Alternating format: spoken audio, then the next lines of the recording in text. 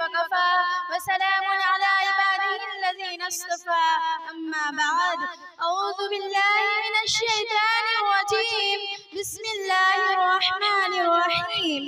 قال الله تبارك وتعالى: لن ينال الله لحومها ولا دماؤها ولكن يناله التقوى منكم. وقال النبي صلى الله عليه وسلم: إن الله لا ينظر إلى أجسامكم ولا إلى صوركم ولكن ينظر إلى قلوبكم. رواه المسلم.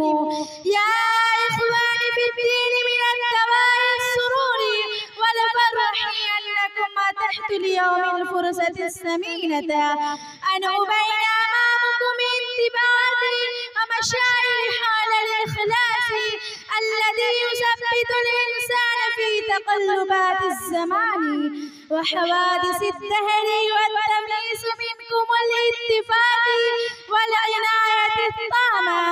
يا إخواني البررة، كم من آلف المؤلفة من الإنسان برزوا ثم ذهبوا على هذا الكون فكانوا نسيا منسيا. كم من الملايين من رجال وذهروا وآتسروا وأبصاروا إداما نخيرا. كم من المعدودين المرموقين من الشبان تلأوا وأشرقوا ثم لم يبق لهم أثر ولا رسم. فيا إخواني، هذه سنة من الكون جارية من أول يومه فلا تزال تجري إلى ذلك اليوم.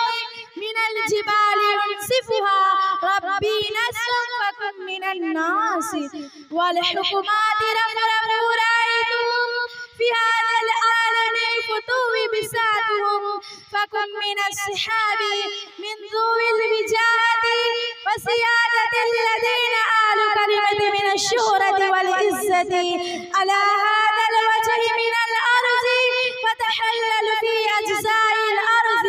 وكم من التراب وذوي القناطر المكنترة من الذهب والفضة حمام الذين كانوا يخرجون من قصورهم المشيدة ولباسهم الفاخر فتهتز الأرض ربا خفا.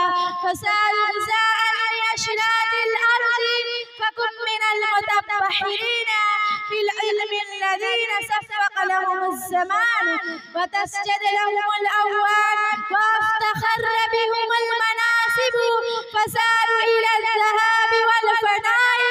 وكم من المتفكين المتففين الذين زهروا فعاد سروا خميدوا وماتوا إنهم تقولوا فما عادوا إنهم رحلوا فما رجوا إنهم فارقوا فلا أثر لهم. وآخر الدعوانا الحمد لله رب العالمين. मालिक हमारा अरे की